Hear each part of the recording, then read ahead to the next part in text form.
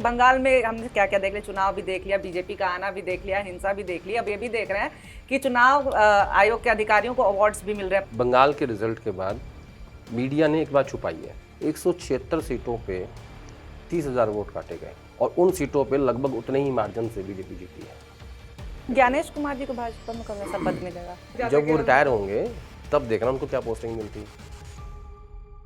बिहार में जो स्वास्थ्य मंत्री जिस तरह से बने हैं, उनके स्वास्थ्य पे सवाल उठ रहा है, तो नियुक्तियों में तो गड़बड़ियां तो है ही। बीजेपी ने बड़े तरीके से ऐसा विभाग दिया जिसमें जो है मीम्स मिलते रहेंगे और जो बीजेपी चाहती है जेडीयू मुक्त बिहार। नरेंद्र मोदी प्रधानमंत्री हमारे अपील करते हैं, हमें एकजुट होकर के लड़ना होगा। जनता से जो कुर्बानी मांगी जा रही है उसमें ये नहीं बताया जा रहा है कि भाई ऐसा हुआ क्या है। मोदी जी पहले ऐसे पीएम नहीं है कि जिन्होंने जनता से त्याग मांगा है। शास्त्री जी ने पहले अपने घर में कहा कि एक दिन सब लोग व्रत रखो, फिर उन्होंने देश से अपील की। इंदिरा गांधी ने पहले अपने आभूषण दान किए, फिर देश को कहा कि आप लोग भी दान करो, देश को जरूरत है। लेकिन आज की डेट में आप उनको सीधा सीधा क्राइसिस में जाके खड़ा कर देते हो कि भैया आप सड़क पे खड़े हो गए। सदन में जो इन्होंने बोला था, नेहरू ने कहा था कि कोरिया के युद्ध का असर भारत पड़ रहा है, ये कोई बात हुई? अमेरिका का असर कैसे पड़ जाएगा? आप दोनों बात कर रहे हैं। वो कहते हैं ना, हाथ कंगन को आरसी किया, पढ़े लिखे को फारसी किया, ये वैसे ही काम हो गया। केरल में भी जो चल रहा है, will be the CM. High command ये फंसी हुई है कि जो जनता साथ तो सतीशन के हैं, विधायक साथ वेणुगोपाल के हैं, विधायकों को जनता चुनती है और विधायकों ने चुन लिया वेणुगोपाल को। अब हम क्या करें? खड़गे साहब का कार्यकाल खत्म हो रहा है एज ए कांग्रेस प्रेसिडेंट। अगर वेणुगोपाल मुख्यमंत्री नहीं बनते हैं तो वो अगले कांग्रेस प्रेसिडेंट हो सकते हैं, लेकिन प्यार का इम्तिहान है मुख्यमंत्री की कुर्सी।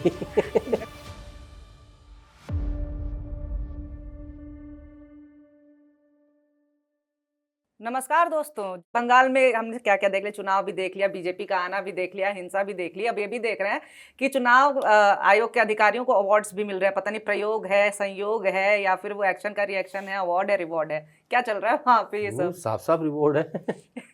उसमें कोई वो लोग छुपा के नहीं कर रहे हैं। तो ये तो कहते थे कि नहीं ऐसा कुछ नहीं, हम तो अपना काम कर रहे हैं, अचानक से इतनी बेशर्मी जस्ट बिकॉज कि इलेक्शन खत्म हो गया इसलिए। मैं एक डाटा देख रहा था। हाँ, इस बार ना बंगाल के रिजल्ट के बाद मीडिया ने एक बात छुपाई है। क्या? मीडिया ये कह रही है कि नहीं एसआईआर का इम्पैक्ट कम है, एंटी इनकम्बेंसी ज़्यादा है। ठीक है, इसके पीछे का मकसद क्या है? साफ दिख रहा है क्या है? सही। मैं ऐसा मानता हूँ कि ये जो जीत है, ये इसमें जो मेजर रोल है वो एसआईआर का है।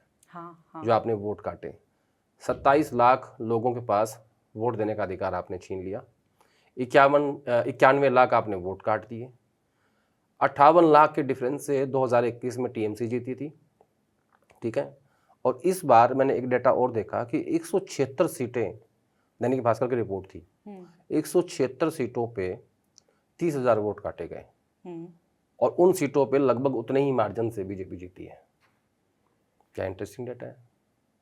तो ये जो चीफ सेक्रेटरी लग रहे हैं, फलाने ओएसडी लग रहे हैं, चुन चुन के जो भेजे जा रहे हैं, तो ये तो इनाम दे रहे हैं उनको, सम्मानित। चीफ इलेक्शन ऑफिसर से सीधे आप बंगाल के चीफ सेक्रेटरी सम्मानित कर रहे हैं। चीफ सेक्रेटरी बहुत बड़ा पद होता है, आप राज्य के मालिक होते हो, सारे अफसर आपकी उंगली पर नाचते हैं। बल्कि मैं तो ये कहूँ कि मुख्यमंत्री के बराबर का पद होता है वो। तो इतना अच्छा काम किया उन्होंने, तो उनका हक बनता है ना चीफ सेक्रेटरी। ज्ञानेश कुमार जी को भाजपा में कब ऐसा पद मिलेगा? अभी तो है ना वो अपने कार्य में। अभी भाजपा के जब वो रिटायर होंगे, अभी भी तो वही हैं, अभी भी वही ठप्पा लग जा रहा है। जब वो रिटायर होंगे तब देखना उनको क्या पोस्टिंग मिलती है, तब समझ में आएगा कि कितना क्या रिवॉर्ड दिया आपको।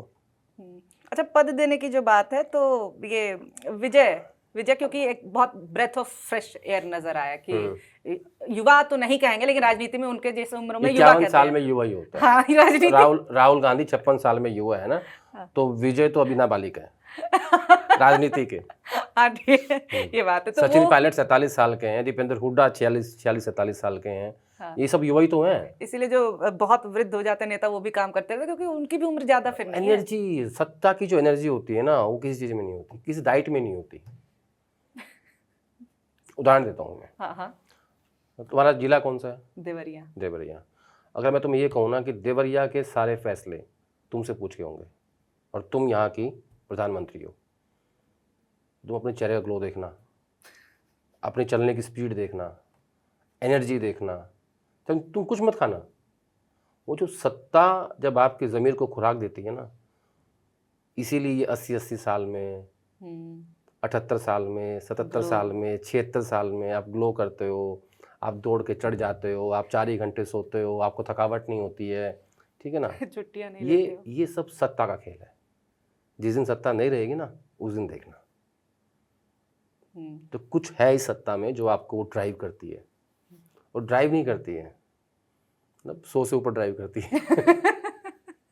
तो ये सब खेल सत्ता का हाँ, तो ये पद देने पावर की जो जो है ना, बात पावर। है, हाँ, तो ये जो है एस्ट्रोलॉजर को, ये ज्योतिषी को बेसिकली उन्होंने दिया पद एडवाइजर का। देखो क्या होता है, मैं हमेशा एक बात कहता हूँ इस शो में, कई बार बोल चुका हूँ कि नेताओं के पास एक बढ़िया ज्योतिषी, एक डॉक्टर और एक वकील, वो सबसे बेस्ट रखते हैं अपने पास। और नेता बहुत ज़्यादा बिलीव करते हैं एस्ट्रोलॉजी पे, क्योंकि मैंने भी बहुत देखे हैं, ज़्यादातर नेता जो हैं वो उसी के हिसाब से मूव करते हैं। और जिसको इन्होंने पद दिया है, ये जयललिता का भी एस्ट्रोलॉजर होते थे, तो इन्होंने प्रेडिक्ट किया था जयललिता के लिए कि आप जेल नहीं जाओगी, और वो चली गई थी। तो फिर इनको बाहर सिस्टम से बाहर कर दिया गया था। अब इनकी प्रेडिक्शन थी कि विजय मुख्यमंत्री बनेगा। हालांकि वो ऑर्डर वापस हो गया ओएसडी वाला, वो अलग चीज़ है, लेकिन नेताओं के पास एस्ट्रोलॉजर होते हैं। नहीं, मसला ये हो जाता है ना सर, जैसे आप अलग होने का दावा करते हैं, ये अलग होने का थोड़ा दावा तो इनका रहता ही है। नहीं, ये तो विश्वास की बात है ना। एस्ट्रोलॉजी क्या है, आप मानते हो तो है, नहीं मानते कुछ भी नहीं है। तो ये सारा खेल तो मानने का है, तो कोई बुरी बात थोड़ी है इसमें। ऐसे बहुत सारे पॉलिटिशियन हैं, सबके अच्छे अच्छे एस्ट्रोलॉजर होते हैं, और बॉलीवुड से लेके और दिल्ली के लुटियंस तक सब एस्ट्रोलॉजी बिलीव करते हैं,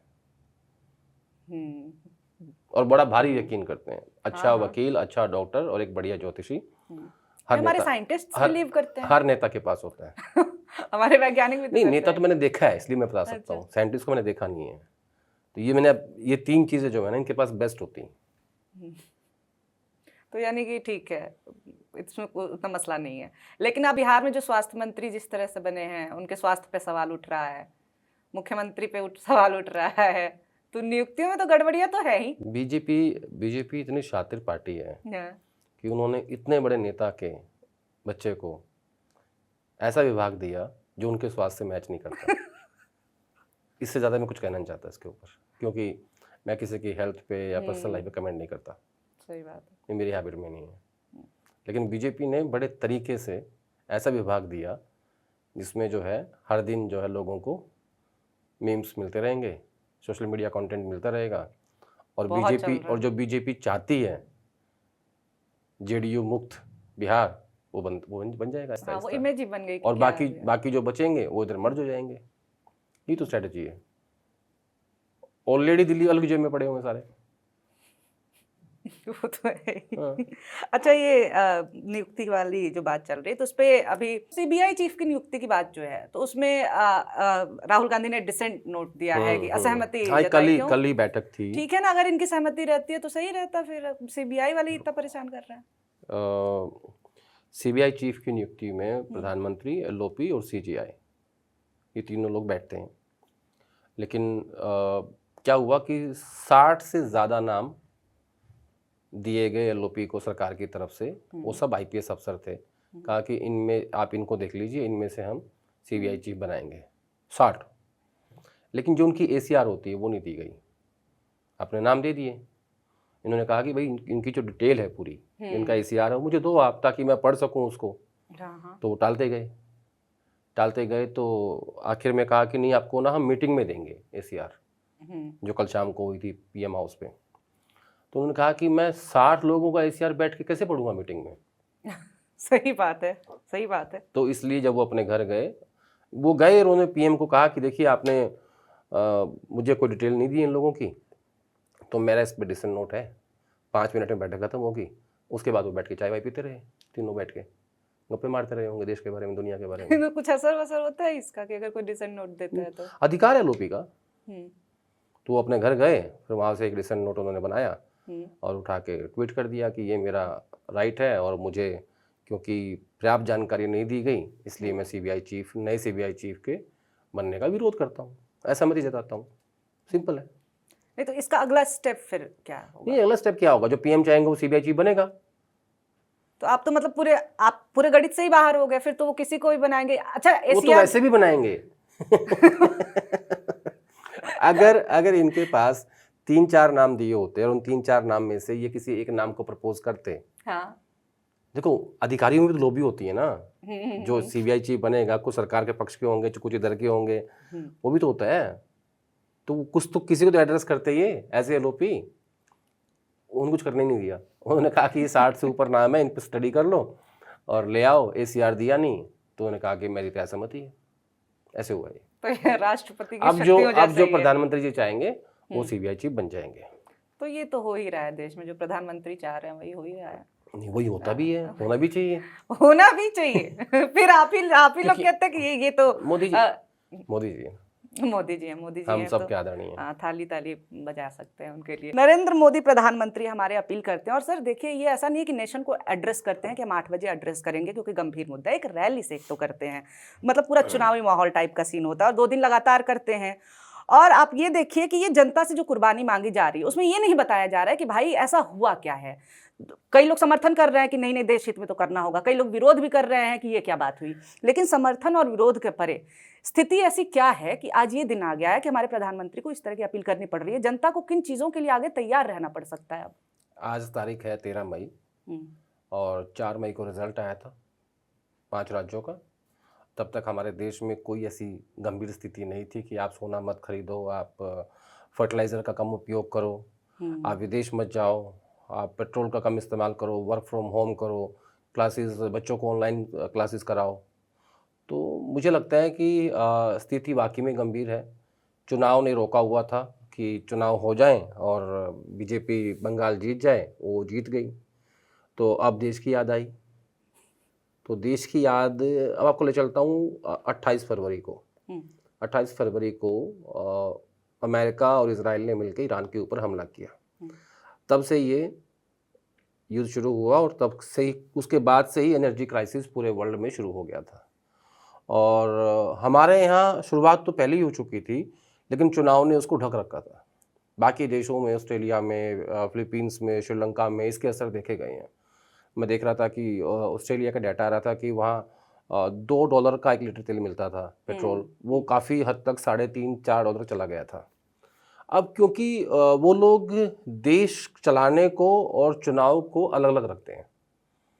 हमारे यहाँ वो पहले चुनाव है, बाद में देश की प्रायोरिटीज़ हैं कि पहले चुनाव जीतना, उसके बाद हम समझेंगे। अब प्रधानमंत्री जी ने ये जो बातें कही हैं, रैली के ज़रिए कही, अगर वो 8 बजे शाम को देश को संबोधित करते तो मुझे लगता है कि पैनिक क्रिएट हो जाता। पैनिक क्रिएट अभी भी हुआ है, लेकिन थोड़ा कम हुआ है। मार्केट क्रैश हुई है, लोगों ने पैसे विड्रॉ किए हैं, लोगों के मन में डर का भाव आया, पता नहीं क्या होने वाला है। क्योंकि ऐसा इतिहास रहा है 8 बजे के संबोधन का। 2016 में जो नवंबर में जब नोटबंदी हुई थी, तब भी आपने देश को संबोधित किया था और कहा था कि आज से ये जो नोट है ये लीगल टेंडर नहीं रहा, किसी काम के नहीं है। पैनिक क्रिएट हुआ। तो ऐसा बहुत बार हुआ है। लेकिन इसको समझने के लिए ज़रूरी है कि हम एक एक परत इसकी उठाएं। आप समझिए कि इसकी सबसे बड़ी मूल समस्या क्या है। इसकी मूल समस्या है रुपये का गिरना, यानी डॉलर के मुकाबले रुपया 95 पार कर चुका है। और जहाँ तक मुझे याद है, जब 2014 में मोदी जी ने सत्ता संभाली थी और डॉक्टर मनमोहन सिंह ने सत्ता सौंपी थी, तो रुपया 58 पे था डॉलर के मुकाबले। आज पूरे वर्ल्ड में यानी अमेरिकन डॉलर कमज़ोर हो रहा है और बाकी देशों को उसका फ़ायदा मिल रहा है। एकमात्र हमारी ऐसी कंट्री है जिसको अमेरिकन डॉलर के कमज़ोर होने का फ़ायदा नहीं मिल रहा है। क्यों? क्योंकि हम मैन्युफैक्चरिंग कंट्री नहीं है, हम डंपिंग यार्ड हैं। हम चीन के लिए एक बहुत बड़ी मार्केट हैं, हम अमेरिका के लिए मार्केट हैं।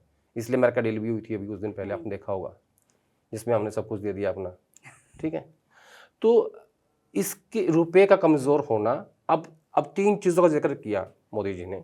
वो कहा फर्टिलाइज़र यानी खाद जो किसान इस्तेमाल करता है खेत में, वो कहा कि आप 50% उसका यूज़ कम कर दो, क्योंकि खाद जो है वो इंपोर्ट होती है।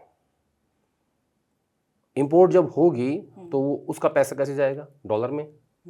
आपका रुपये पहले से कमज़ोर है। तेल इंपोर्ट होता है, गोल्ड इंपोर्ट होता है। तो जो जो जो चीज़ें इंपोर्ट हो रही हैं उनका ही जिक्र किया है मोदी जी ने, और एक माहौल क्रिएट किया कि मैंने देशवासियों को पहले ही बता दिया कि भाई ये समस्या आपके सामने है। तो आज सुबह क्या किया, आज सुबह सीधा 6% से गोल्ड के ऊपर इंपोर्ट ड्यूटी 15% कर दी। तो इससे क्या होगा, इससे सोना महंगा हो जाएगा। ये सारा खेल डिमांड एंड सप्लाई का है। लेकिन अब आप देखो, ये जो लोग गोल्ड में काम करते हैं, यानी जो सुनार हैं या और भी जगह जहाँ जहाँ गोल्ड यूज़ होता है, उनकी स्किल लेबर्स हैं, वैसी लेबर्स हैं, कितने लाख लोग इस सेक्टर में काम करते होंगे। उनके ऊपर एकदम से रोटी की समस्या आ जाएगी, क्योंकि 1 साल तक पीएम ने कहा है कि आप सोना परचेज मत करो। तो 1 साल तक कोई भी जिसकी भी इंडस्ट्री है, जिसका भी काम है, वो कैसे इतने एम्प्लॉयज़ को सैलरी देगा, और वो लोग कैसे खाना खाएंगे। आपने ठीक वैसे ही किया जैसा आपने लॉकडाउन लगा के कर दिया था कि आप लोगों को अपने हाल पे छोड़ देते हो।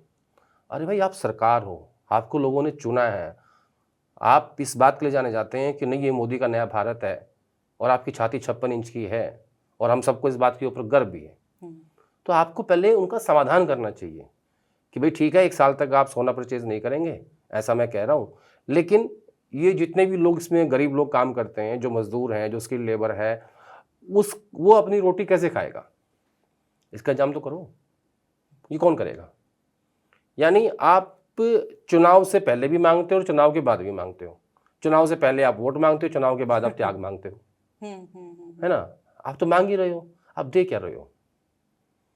जनता आपको टैक्स दे रही है भर भर के, जीएसटी में दे रही है, इनकम में दे रही है, हर चीज़ में टैक्स दे रहे हैं हम लोग।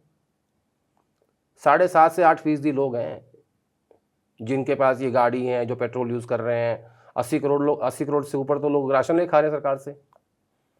और कितने % लोग हैं जो वाइट कॉलर वाले हैं, जो दफ्तर जाते हैं, कितने?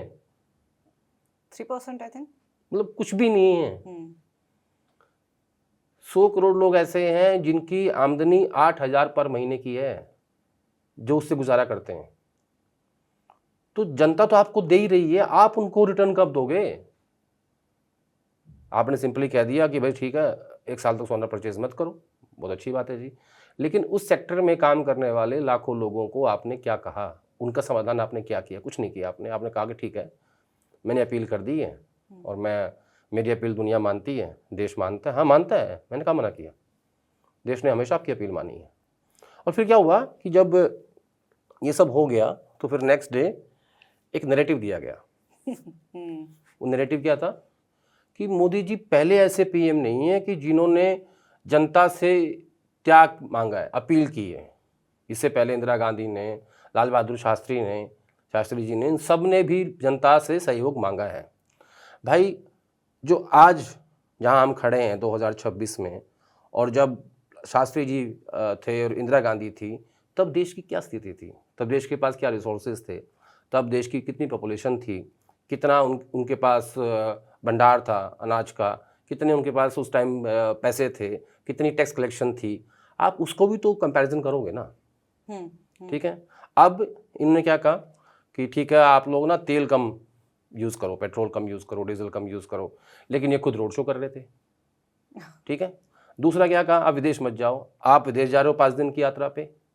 मैं बताऊंगा डिफरेंस क्या है दोनों में। शास्त्री जी ने पहले अपने घर में कहा कि एक दिन सब लोग व्रत रखो, तो उन्होंने कहा कि हाँ सब लोग रख लिया, और रख सकते हैं, कोई दिक्कत नहीं होती। फिर उन्होंने देश से ये अपील की कि अगर आप लोग एक दिन का व्रत रखेंगे तो हमें काफ़ी मदद मिलेगी। लोगों ने उनकी बात मानी, देश पे संकट था। फिर इंदिरा गांधी की बात आती है। इंदिरा गांधी ने पहले अपने आभूषण, अपने गहने दान किए, फिर देश को कहा कि आप लोग भी दान करो, देश को ज़रूरत है। देश ने बात मानी, और इनकी भी मानते हैं। इन्होंने पहली बार थोड़ी किया है, कोरोना में किया, नोटबंदी में कहा 50 दिन दे दो, लोगों ने दिए। लेकिन आज की डेट में आप लोगों को समाधान नहीं देते हो, आप उनको सीधा सीधा क्राइसिस में जाके खड़ा कर देते हो कि भैया आप सड़क पे आके खड़े हो गए हो। ये हुआ है कुल मिला के मोटा मोटा।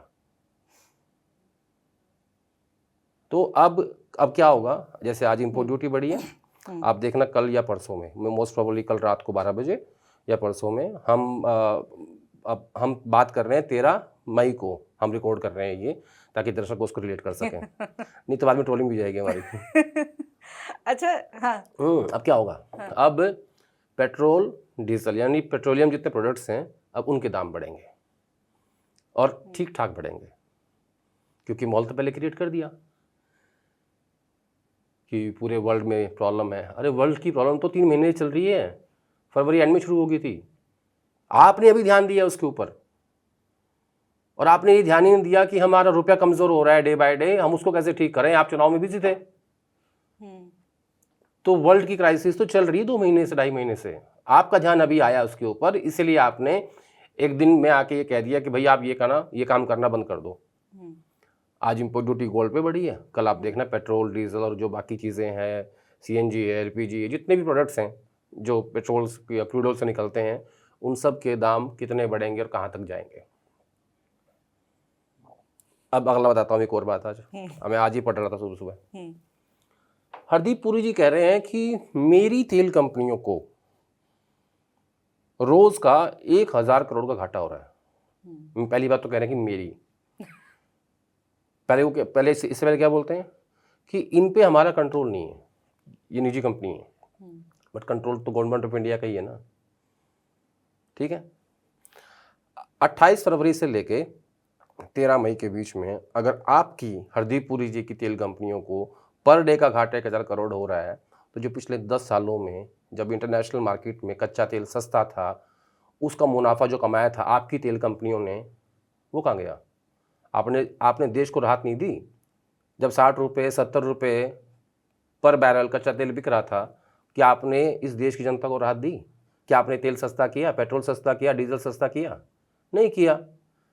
अब फरवरी 28 से लेके, यानी फरवरी का लास्ट डे था, मार्च अप्रैल 60 70 73 दिनों में आपकी कंपनियों को घाटा आपको महसूस हो रहा है, और 10 साल का जो मुनाफा कमाया आपने वो कहाँ गया? कोई पूछे हरदीप पुरी जी से कि जो आपकी कंपनियों ने 10 साल का मुनाफा कमाया, इस देश की जनता से लूटा है इनको, वो कहाँ है? कोई जवाब नहीं है।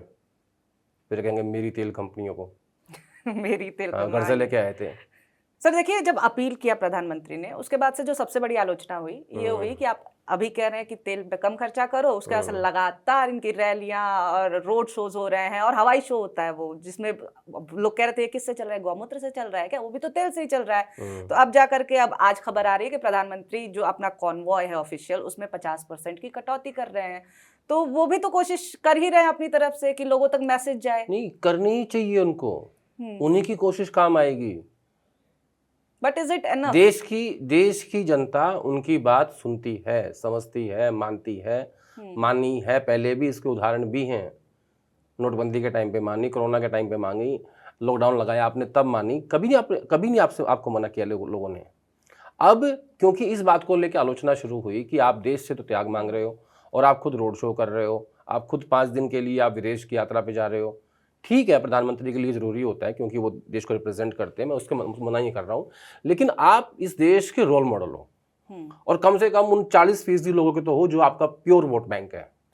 ठीक है, अब जो इन्होंने आज किया है ना, इसका असर क्या होगा? इसका असर ये होगा कि इनके तमाम चीफ मिनिस्टर्स को भी अपना जो काफिला है वो छोटा करना पड़ेगा, मंत्रियों को करना पड़ेगा, विधायकों को करना पड़ेगा, या जो बाकी ऐसे नेता हैं कि जो इनको अकेले में डर लगता है कि वो इकट्ठे चलते 50 गाड़ियों में, उनको करना पड़ेगा। 700 गाड़ियों का काफिला वाला एग्जाम्पल सेट करना पड़ता है।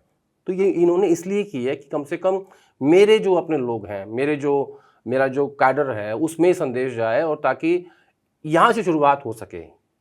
अगर आप ये खुद नहीं करते ना, तो इसका कोई असर जनता पे नहीं आता।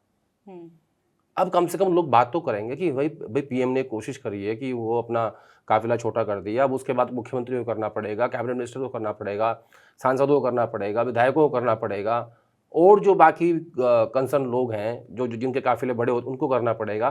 तो प्रधानमंत्री से ही शुरुआत होनी चाहिए थी। जब उन्होंने जिस दिन फर्स्ट डे अपील की लोगों से, उनको सेम डे ये बात बोल देनी चाहिए थी कि कल से जितनी रिक्वायरमेंट मेरे काफिले की है, मेरी सिक्योरिटी के लिहाज से, उतनी ही चलेंगी। वहीं से अपील कर देते, आपकी आलोचना हो ही नहीं सकती थी। तो ये आलोचना का असर हुआ था क्या? हाँ, आलोचना का असर हुआ ये।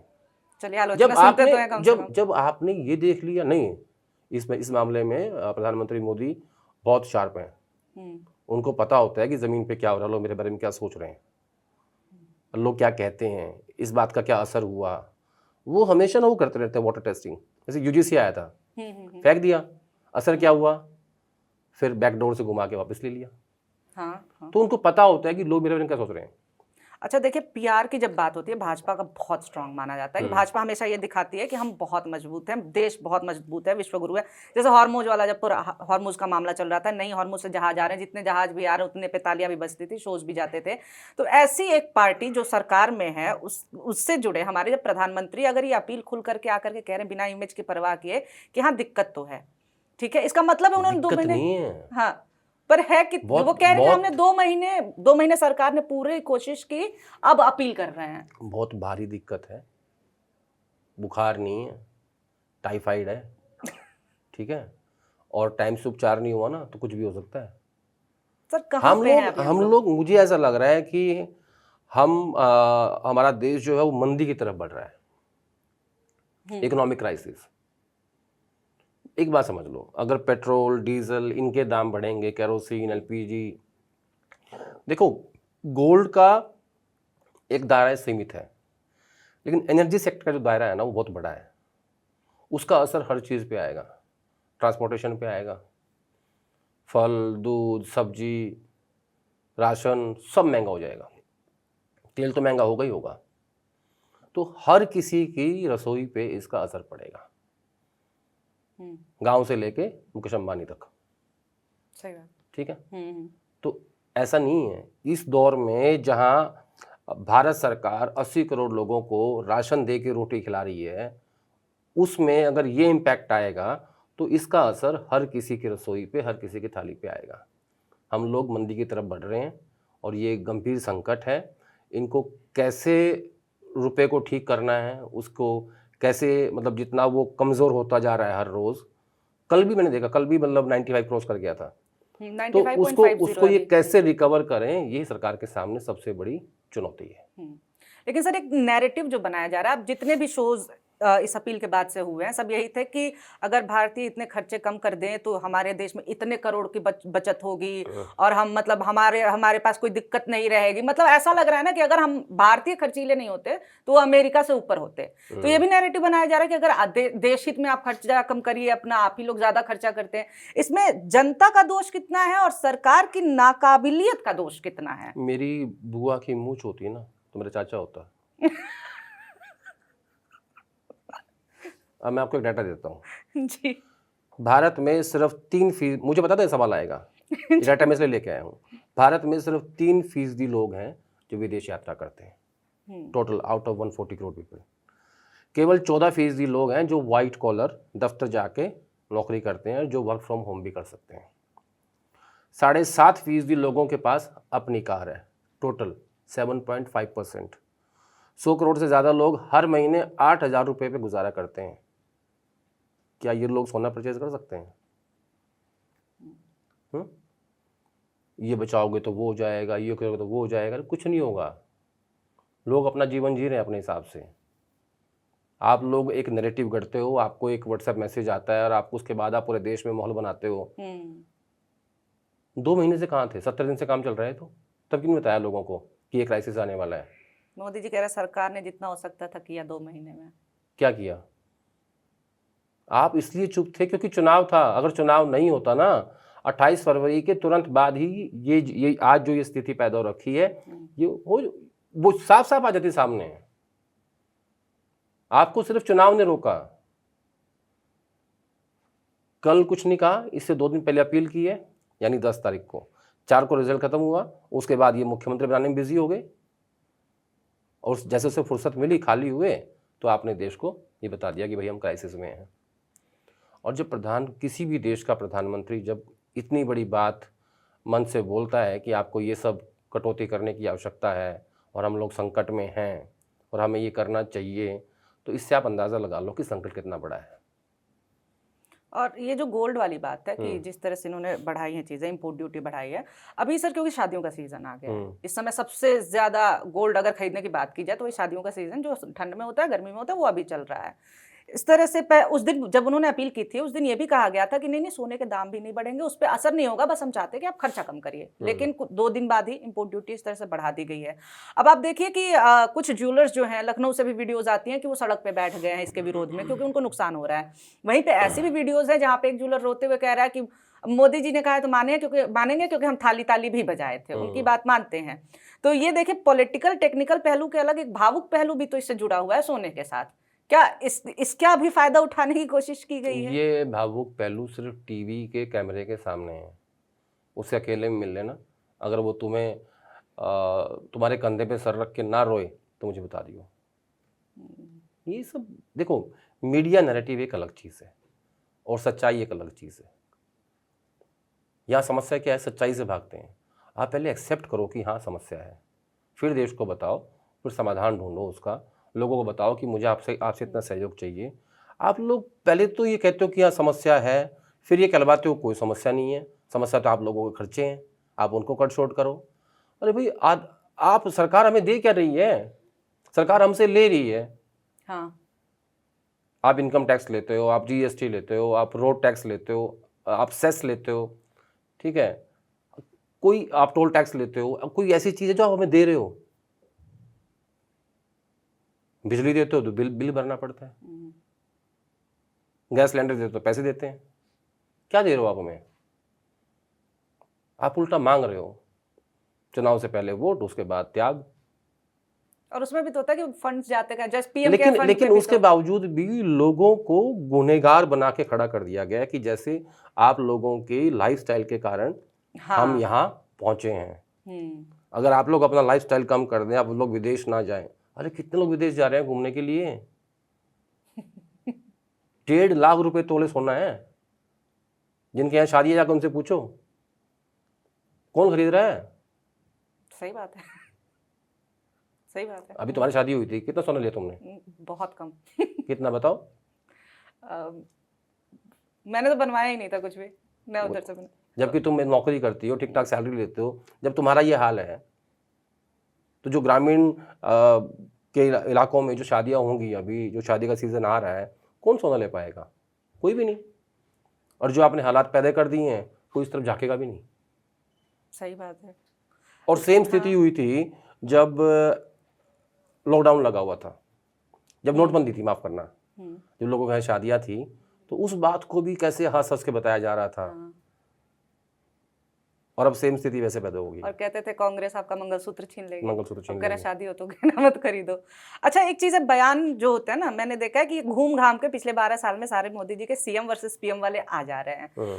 अभी फिर से उनके कई बयान वो तो पुराने पार्टीज वायरल हो करती रहे हैं। रहती हैं आपस में। लेकिन उनकी जो बात है सर, आप सदन में देखिए, सदन में जो इन्होंने बोला था, नेहरू ने कहा था कि कोरिया के युद्ध का असर भारत पड़ रहा है, ये कोई बात हुई? अमेरिका का असर कैसे पड़ जाएगा? यही सीएम रहते हुए बोले थे कि सोना खरीदने से आर्थिक मंदी की तरफ चीजें हो सकती है, आर्थिक संकट हो सकता है। ये बात आपके गले उतरती है? आप दोनों बात कह रहे हैं, ठीक है। आप ये कह रहे हैं कि अमेरिका, इजराइल और ईरान के युद्ध का असर भारत पे आ रहा है। हाँ, अब कह रहे हैं।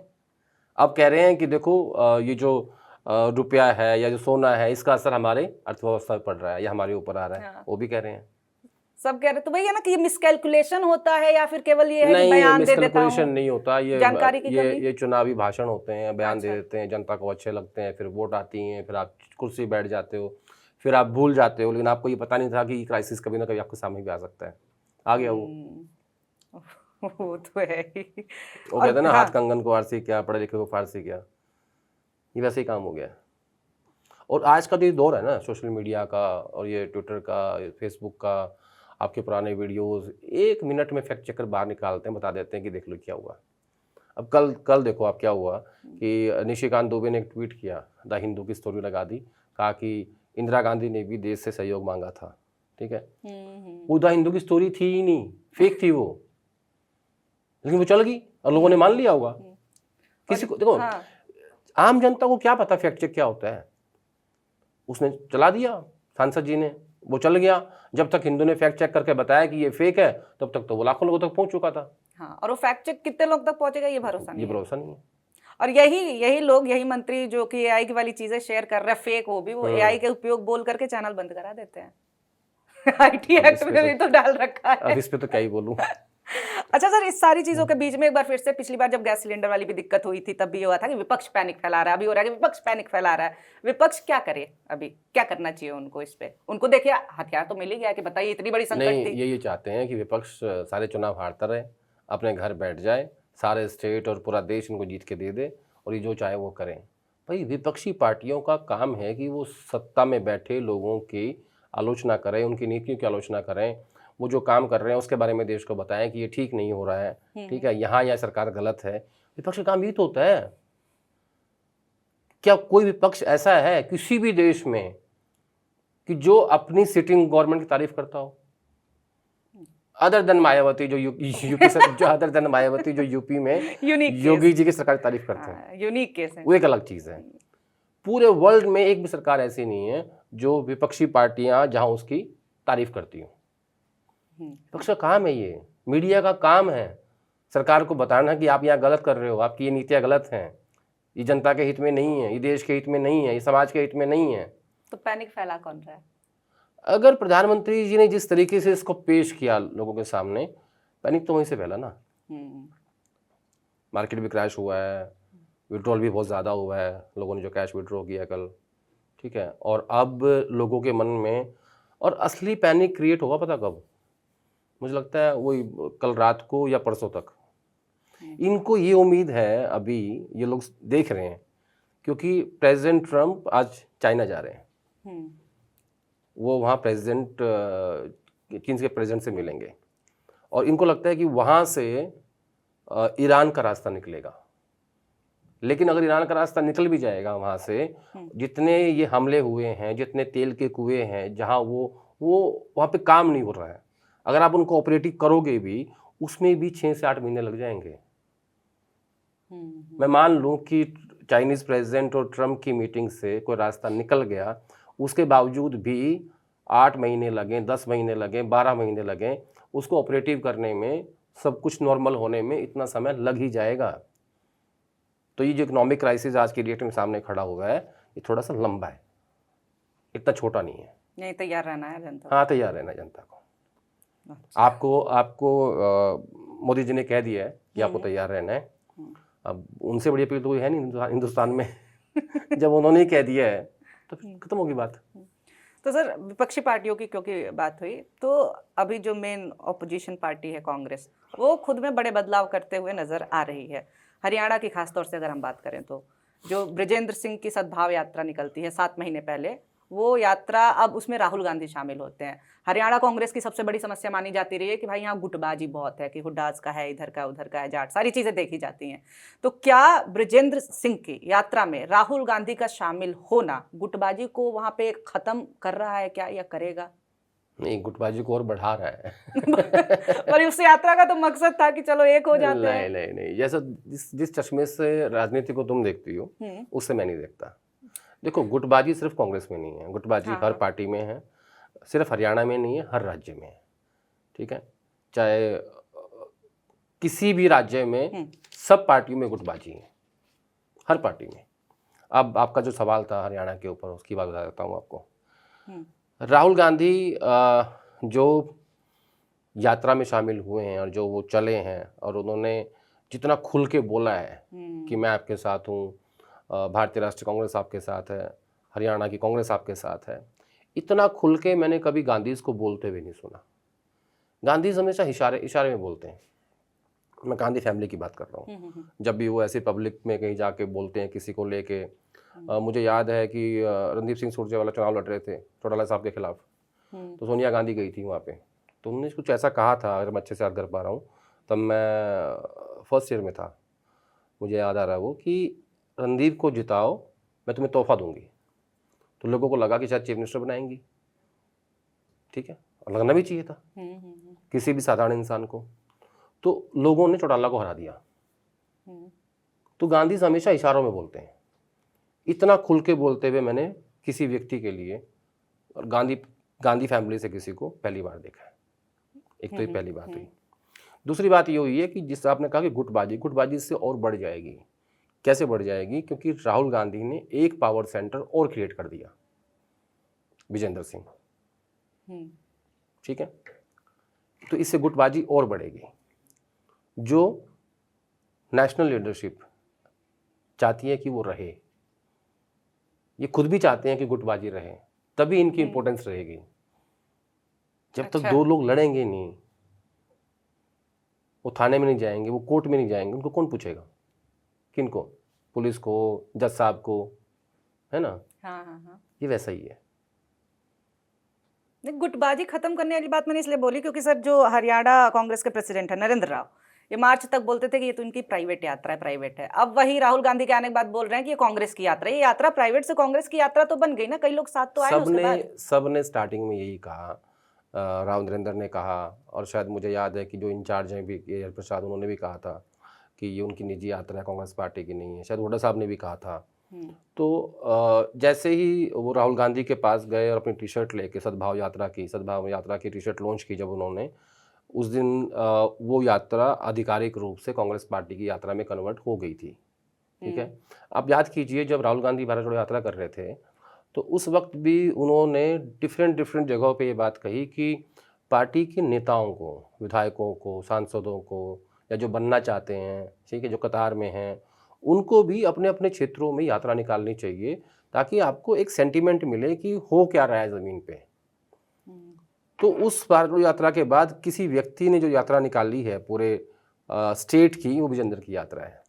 और इसके बाद कई राज्यों से और मुझे फ़ोन आ रहे हैं, जो लोग, कई युवा नेता ऐसे हैं जो अपनी यात्रा प्लान कर रहे हैं पूरे स्टेट की। उसका असर फिर क्या होगा? इतने युवा नेता लेकर के आ रहे हैं अपना अपना असर ये होगा कि हर आदमी अपनी लीडरशिप स्टैब्लिश करना चाहता है। विजेंद्र सिंह एक IAS अफसर थे, वो पहली बार सांसद बने बीजेपी से 2019 में, जो कांग्रेस पार्टी में आ गए, जिस पार्टी से उनका मूल प्यार था उनके पिताजी का, चौधरी वीरेंद्र सिंह का। तो अब मुझे लगता है एक पावर सेंटर क्रिएट हो गया। और किस में हुआ है? जाट पॉलिटिक्स में। पावर सेंटर तो है लेकिन जाटों में है। अब इसका असर क्या होगा? इसका डायरेक्ट असर होगा जो मुझे दिखाई देता है, दीपेंद्र हुड्डा एक पावर सेंटर है राजनीति का, और दूसरा पावर सेंटर क्रिएट हो गया है विजेंद्र सिंह। ठीक है, 2 पावर सेंटर हो गए। इसका मतलब क्या हुआ कि जितने लोग हुड्डा साहब के साथ हैं, दीपेंद्र हुड्डा के साथ हैं, और जो उनके साथ कंफर्ट नहीं है, उसको एक घर दे दिया राहुल गांधी ने कि आप यहां चले जाओ। यानी जो हुड्डा साहब की दलज पे पैर रखना नहीं चाहते, वो यहां आ सकते हैं। लेकिन ये चैलेंज विजेंद्र सिंह के सामने है कि राहुल गांधी ने तो एक बार आके बोल दिया आपके लिए, आपकी यात्रा में आगे दोबारा नहीं आएंगे। इसको राजनीतिक और सामाजिक रूप से कैसे अपने पक्ष में लेके आना, ही चैलेंज आपका है। हाँ, कि टॉप पे पहुंचना आसान है, टिके रहना नहीं, अभी आप टॉप पे नहीं पहुंचे हो। अभी तो आपकी शुरुआत हुई है। अच्छा। तो अब आपको ये जो आपको ऊपर से ब्लेसिंग मिली है राजनीतिक रूप से, ऑक्सीजन कहूँगा मैं इसको, कि इसको सस्टेन कैसे करना है, कैसे उस वर्क को अपने पास लेके आना है जो दीपेंद्र हुड्डा या उनकी राजनीति को समर्थन नहीं करता। इसका मोटा मोटा मायना यही है। लेकिन नुकसान तो कांग्रेस को होगा ना। तो मैंने फिर क्या कहा? तो फिर आप विरोधियों से ना लड़ करके फिर इनका आपस में ही रहेगा। पहले लड़ाई घर में होती है, फिर विरोधियों से होती है। अच्छा, तो ये जो राहुल गांधी का ब्लेसिंग, मुझे थोड़ा समझना है। पिछले इसको समझने के लिए तुम्हें 20 साल पीछे की समझनी पड़ेगी कि हरियाणा में पिछले 20 साल में क्या क्या हुआ है। भूपेंद्र हुड्डा भजनलाल से लड़े, चौधरी वीरेंद्र सिंह भजनलाल से नहीं लड़े तो मुख्यमंत्री बने, है ना। तो इसका मूल इसमें संदेश क्या है कि आपको लड़ना पड़ेगा। पहली बात तो ये है। लेकिन पिछले 20 सालों में भूपेंद्र हुड्डा से कोई नहीं लड़ा। एक लड़ा अशोक तंवर, उसको समर्थन नहीं मिल पाया समय पे हाईकमांड का। ठीक है, अब आ जाओ नंबर 3 पे। फूलचंद मुलाना अध्यक्ष थे, हुड्डा साहब के खेमे के थे कंप्लीट, और तब वो मुख्यमंत्री भी थे।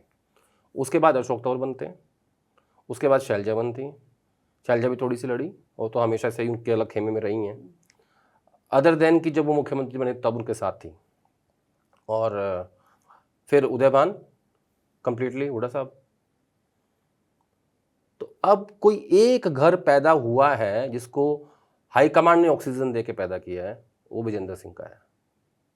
लेकिन ये उनके सामने चुनौती है कि ये कैसे सरवाइव करेंगे और कैसे जो राहुल गांधी ने उनके लिए किया है, जो पॉलिटिकल संदेश उनका दिया है राज्य में, वो चुनौती विजेंद्र के सामने है कि क्योंकि नेता एक ही बार आता है, वो आके अपना काम करके चले गए।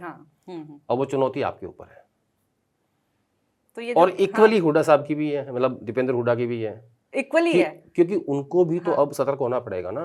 तो वही मैं कह रही हूँ, क्या हेडक्वार्टर से आप जो कह रहे हैं ब्लेसिंग है या फिर कहिए कि ऑक्सीजन है, तो क्या ये हुड्डास की, क्योंकि मोनोपोली अगर आप कहें कि कांग्रेस, हरियाणा कांग्रेस में है हुड्डास के, वो पावरफुल सेंटर है, तो क्या उनकी मोनोपोली को कम करने के लिए हेडक्वार्टर से ये आशीर्वाद मिला? क्या है? ऐसा नहीं होता। वो हाईकमांड जो होता है वो चाहता है कि 2-3 गुट बने रहें और वो आपस में आंख मिचौली खेलते रहें। बीजेपी में ऐसा, तो बीजेपी तो ऐसा लगता है जैसे कि दो लोगों ने ऑर्डर दिया हो गया। बीजेपी में खबरें बाहर नहीं आती है, वहां पे भी अच्छा, बाहर नहीं आती, खबरें बाहर नहीं आती वहां पे, कोई रिपोर्ट नहीं करता।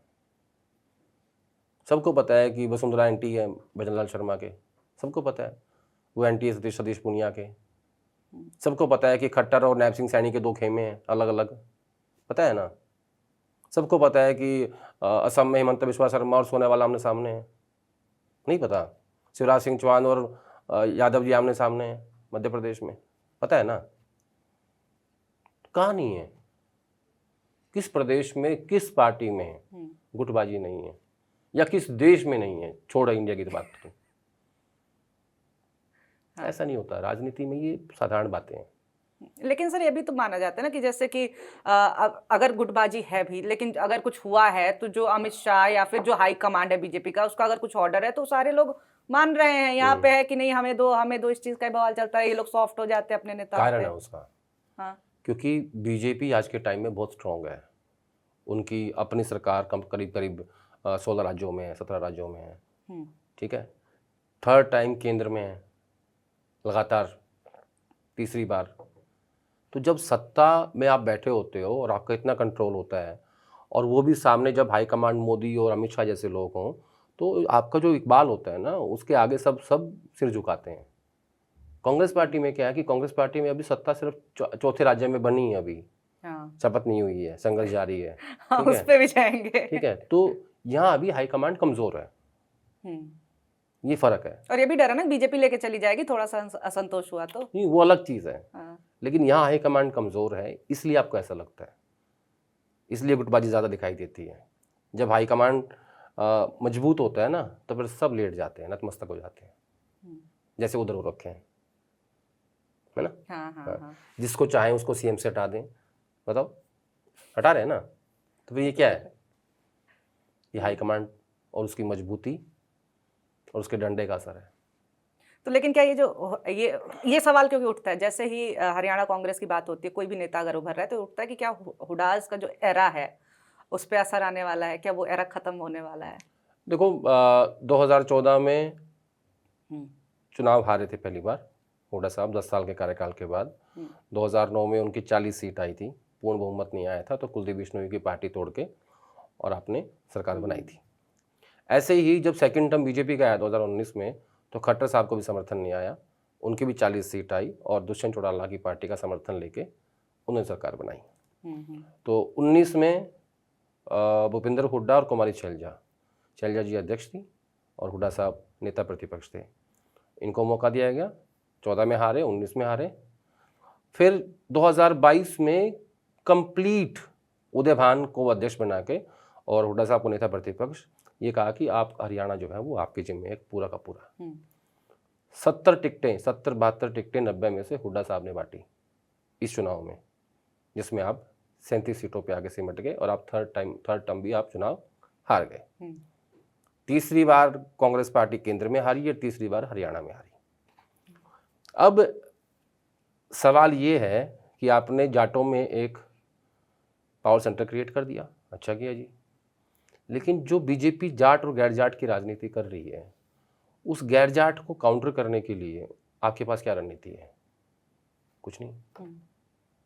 बस जिस दिन इसका जवाब ढूंढ लेंगे, इनको सत्ता मिल जाएगी। अब रही बात कि हुड्डा एरा खत्म हो गया, नहीं हो गया, ये जो इतने बड़े नेता होते हैं ना, इनके जो एरा होते हैं वो इतने आसानी खत्म नहीं होते हैं। बहुत समय लगता है, इतना इजी नहीं होता है। अच्छा सर, आप केरल की बात कर रहे थे, केरल में अभी जो चल रहा है, तो आज तो हो रहा था कि 13 मई की दोपहर तक ये क्लियर हो जाएगा कि who will be the CM, CM कौन बनेगा। अभी अभी आपसे बात करते करते मैसेज चेक कर रहा था मैं। हाँ, 5:30 बजे राहुल गांधी और खड़गे साहब की मीटिंग है। अच्छा अभी मीटिंग है। 5:30 हाँ, बजे और मुझे लगता है कि उसमें फाइनल हो जाएगा। हम्म। अब 13 मई की अब शाम आपको तक फाइनल हो अब आपको जाएगा। समझाता हूँ कि केरल में हो क्या रहा है। हाँ। विधायक साथ हैं वेणुगोपाल के, हम्म। ठीक है। जनता साथ है सतीशन के। जनता विधायक चुनती है, वो साथ किसके हैं? वेणुगोपाल के। विधायकों ने चुन लिया वेणुगोपाल को, है ना। हाँ हाँ। अब हाईकमांड ये फंसी हुई है कि जो जनता साथ तो सतीशन के हैं, विधायक साथ वेणुगोपाल के हैं, विधायकों को जनता चुनती है और विधायकों ने चुन लिया वेणुगोपाल को। अब हम क्या करें? सोचो कितनी गंभीर स्थिति है। लेकिन मैं इसमें एक बात ऐड कर देता हूँ, अगर केसी वेणुगोपाल इस बार मुख्यमंत्री नहीं बनते हैं तो उनकी जो अथॉरिटी है as a general secretary organisation वो धड़ाम से गिरेगी। क्यों गिरेगी? क्योंकि उनका एक मैसेज है कि वो राहुल गांधी के बहुत नज़दीकी हैं। हाँ, ठीक है, जैसे वहाँ मैसेज है कि प्रधानमंत्री मोदी के नज़दीकी अमित शाह है। अमित शाह। हाँ, तो पावर कहाँ से आ रही है? पावर मोदी जी से आ रही है। ऐसे ही यहाँ है, पावर कहाँ से आ रही है? राहुल गांधी से आ रही है। तो जिसकी आप इतनी नज़दीकी हो उसने आपको चीफ मिनिस्टर नहीं बनाया ना, तो आपकी अथॉरिटी और आपका इकबाल भी धड़ाम से गिरेगा और उसके बाद आप जीएसओ भी नहीं रह पाओगे।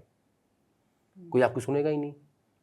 लोग ये कहेंगे ना कि जिसका ये इतना नज़दीकी है, जितना लाडला है, उसको इसको मुख्यमंत्री नहीं बनाया, इसका मतलब इसकी दुकान में सामान नहीं है। हाँ, तो कह तो रहे हैं मीडिया वाले, कई कह रहे यानी हैं आपका फाइनल जो हो गया आपका जो लगभग। मार्केट प्राइस है वो जो यहाँ खड़ा हुआ है वो धड़ाम से यहाँ गिरेगा। क्रेडिबिलिटी, नैरेटिव, ठीक है। तो फिर वेणुगोपाल ना जीएसओ भी नहीं रह पाएंगे। यानी होना उनका जरूरी है फिर तो उनके करियर के हिसाब से। हाँ, लेकिन इसका दूसरा पहलू भी है। वो भी बताइए। एक पहलू की बात सर नहीं करते हैं। तो उसका दूसरा पहलू ये है कि वेणुगोपाल बहुत विश्वास पात्र है राहुल गांधी के, और वो क्योंकि वो जीएसओ हैं, बहुत महत्वपूर्ण पद है। एक नया वेणुगोपाल कैसे पैदा करेंगे जिस पे इतना ट्रस्ट करते हैं? अगले साल खड़गे साहब का कार्यकाल खत्म हो रहा है 27 अक्टूबर में, 2027 अक्टूबर में एज ए कांग्रेस प्रेसिडेंट, जो वो 22 में बने थे। 5 साल का कार्यकाल था। इसका दूसरा पहलू ये है कि अगर वेणुगोपाल मुख्यमंत्री नहीं बनते हैं तो वो अगले कांग्रेस प्रेसिडेंट हो सकते हैं। ये भी तो बढ़िया है फिर। हाँ, ये भी तो करियर वाइज तो ये भी बहुत अच्छा है उनके फिर। क्योंकि वेणुगोपाल ने क्या कर रखा है? वेणुगोपाल ने राहुल गांधी को पूरा डिकोड कर रखा है कि राहुल गांधी काम कैसे करते हैं, सोचते कैसे हैं।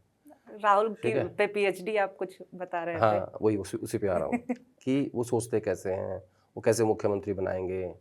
तो वेणुगोपाल को ये पता है कि राहुल गांधी को ये बात अच्छी लगती है कि जो व्यक्ति पार्टी और परिवार के लिए त्याग करेगा, वफादारी दिखाएगा, उसको वो काफ़ी इम्पोर्टेंस देते हैं। तो अगर वेणुगोपाल ने चुपचाप, अगर वो नहीं बनते हैं तो, अभी फैसला नहीं हुआ भाई, बाद में मत बोलना। अगर वो नहीं बनते हैं, अगर वो चुपचाप बैठ जाएंगे तो उनका अगला नंबर कांग्रेस प्रेसिडेंट का है, क्योंकि वो इस बात को समझते हैं। डिकोड कर लिया ना पूरा। 7 साल तक एक दो आदमी इतने नज़दीक रहे हैं तो पता लग जाता है ना। और राहुल गांधी पता नहीं, बहुत लोग मुझसे कहते हैं और बताते भी हैं और कहते भी हैं कि ऐसा क्या है वेणुगोपाल में कि राहुल गांधी उससे इतना प्यार करते हैं, हमें आज तक समझ नहीं आया। लेकिन प्यार का इम्तिहान है, मुख्यमंत्री की कुर्सी। नाक का दरिया डूब के जाना है। अच्छा, इससे पहले भी हम लोग जब बात कर रहे थे हाईकमांड के ऑर्डर की, तो बीजेपी कांग्रेस में क्या डिफरेंस हो जाता है? तो केरल में भी जो है, अभी देखिए जहां जहां भी इलेक्शन हुए, भाजपा जहां पे जीती थी वहां तो सरकार बनाई ली तुरंत के तुरंत। वहाँ क्लियरिटी थी। टीवीके को तो बहुमत भी नहीं था, उन्होंने तमाम कोशिशें कर, वहां पे भी वो क्लियर हो गई चीजें। केरल में है कि जनता ये चाहती है, विधायक ने ये कर दिया, इतने सारे बवाल आखिर कांग्रेस के साथ ही क्यों, इतना डिले इनके साथ ही? केरल ना बहुत सेंसिटिव स्टेट है कांग्रेस पार्टी के लिहाज से। राहुल गांधी वहाँ से सांसद थे, प्रियंका गांधी वहाँ से सांसद हैं, और मैं हमेशा की बात कहता हूँ कि जो सबसे स्ट्रॉन्ग लॉबी है कांग्रेस पार्टी के अंदर वो केरला लॉबी है। ठीक है, वो मतलब और वो स्टेट बहुत फर्टाइल है कांग्रेस पार्टी के लिए, तो उसका फैसला इतनी आसानी से नहीं कर सकते। तो वो उसमें एक लार्जर कंसल्टेशन चल रही है। वहाँ के फॉर्मर जो अध्यक्ष रहे हैं राज्य के, उनको बुलाया गया है, वर्किंग प्रेसिडेंट्स को बुलाया गया और सीनियर नेताओं को बुलाया गया है। एंटनी साहब से फ़ोन पे बात की गई है, की जा रही है लगातार।